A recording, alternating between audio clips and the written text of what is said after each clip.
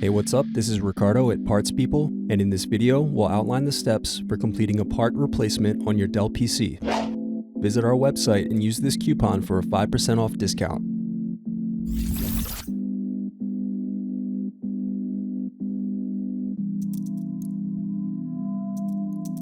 First, unscrew and remove bottom base.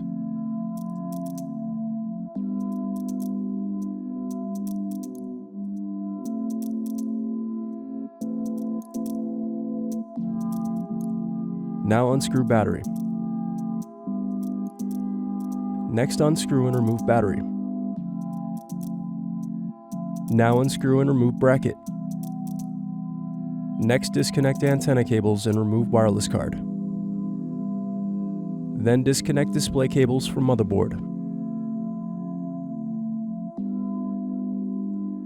Now unscrew and remove display assembly.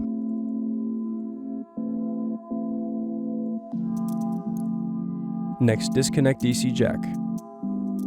Now unscrew and remove DC jack. Thanks for watching.